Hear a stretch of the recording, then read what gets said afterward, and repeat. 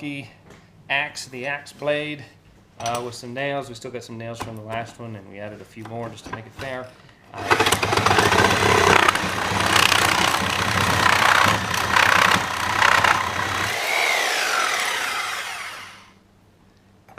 Okay, so I'm not seeing any chipping or damage on the teeth really. They all cut right through the steel. You can see the nails in there. So they all did a pretty good job. Any of these are going to do pretty darn good cutting through any of that kind of stuff. We'll try some of the smaller blades. You're going to see automatically that the speed is going to be greatly reduced with the smaller TPI, but I just want to see how everything does across the board. One more thing I do kind of want to clarify. As far as these blades go, you know, Lennox, Milwaukee, Rigid, everybody makes a pretty good blade. So as long as it says specifically on the package what it's designed to do, you're going to be pretty good with that. Milwaukee does say that fang tooth thing is supposed to make the blade last longer. I mean, we'll see right here, right now. We'll find out if it does or not. I don't know how it's going to cut through the nails or if it's going to at all. But you're going to be pretty close. So if you have a favorite brand, great. I'm not here to, you know, there may be a slight difference. And the same way with the bimetal blades. As long as you get the same tooth per inch and the same thickness, these or the Lennox or the Milwaukees even, they're all probably going to have similar results to what we see right here. So we'll start off, and we've got a Porter cable. Sawzall is our test unit, and we'll see what this thing does. We got some nasty looking wood right here to get started with.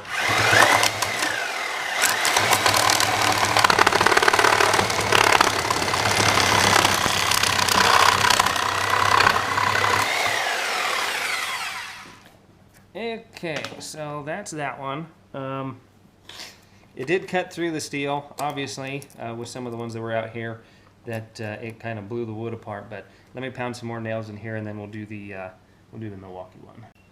So now we got the Milwaukee AX Sawzall. This is for cutting wood and nails, but we're pushing the boundaries of what Sawzalls can do, and we're going to see how it performs cutting 3/4 inch steel.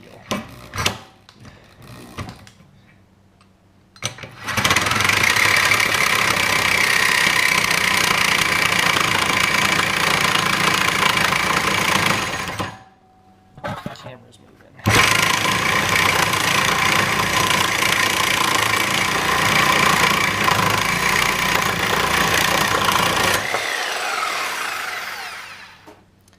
So, let's see what we've got here.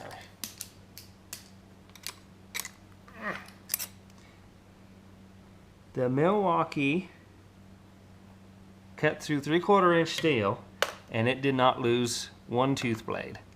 The Rigid did. Lost one. So you can see the times below. Just kind of time these on your own if you want to see which one's slightly faster than the other. But that's actually extremely impressive. I mean, that's a heavy-duty blade to be able to cut 3/4 inch steel like that. That's pretty cool. But that's what we're here to do. We're here to use and abuse these things and see what happens. So I'm pretty darn impressed with that, actually. Something about that extra thickness of the tooth, instead of coming to a fine point like these, really does help strengthen it. All right, so we got a 1/2 inch, or actually I think this is almost 3/4 actually. I thought it was 1/2 inch, but no, it's 3/4 inch steel.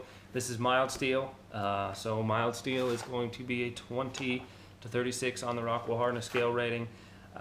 Just for fun's sake, because I don't want to cut wood all day long. I want to see how much damage and abuse these wood blades can take. So we'll try the Rigid, and then we'll try the AX and see if we can beat them up. I don't expect them to cut much on here, but it'll be interesting to see what happens when they are totally and completely abused. They did great drilling through the wood with nails, but this is a different animal here. So.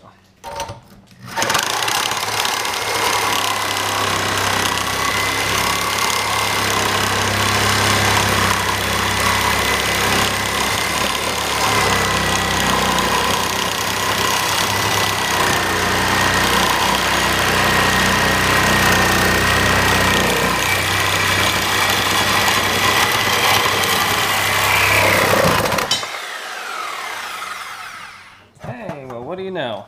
So it did cut it. That blade is probably really hot.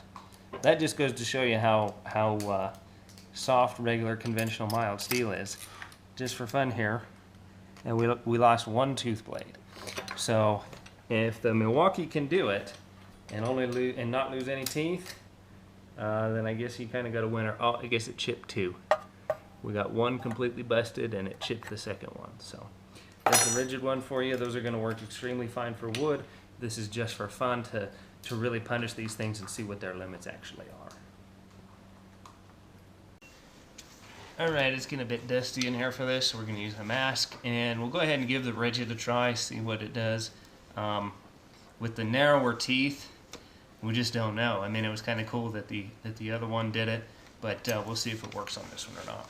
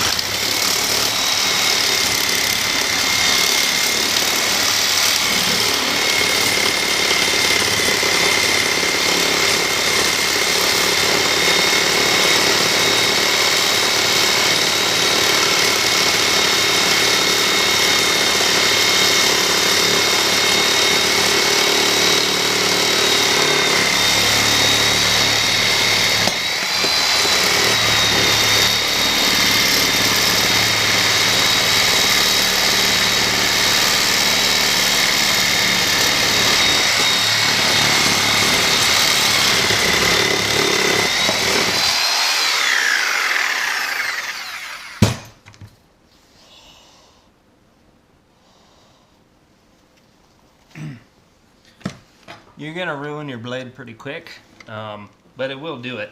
Like I said, concrete is not very hard at all. It's just like a marketing thing that people use to drill and cut concrete with a lot of promotional items. So, just for fun, we're going to see if the Milwaukee axe that we were using earlier, that we kind of messed up on the steel, would actually cut through this. Cinder block is actually softer than most people think. It's actually not that hard at all, but we'll go ahead and see what it does.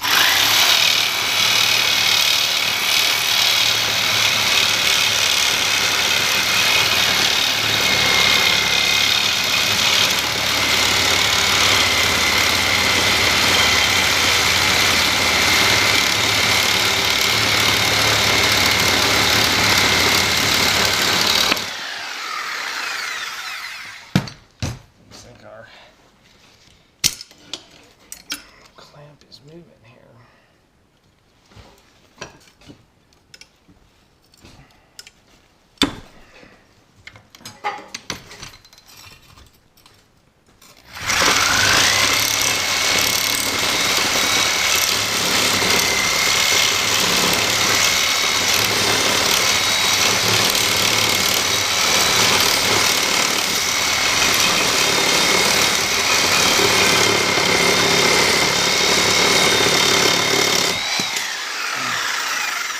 Now, will the axe blade, is that pretty cool? Yeah. Has very many people tried and tested that? Probably not. But if you've got a small amount to do and all you got's a demo blade, hey, it'll do it. It'll probably do it with cinder block, and it'll probably do it with brick.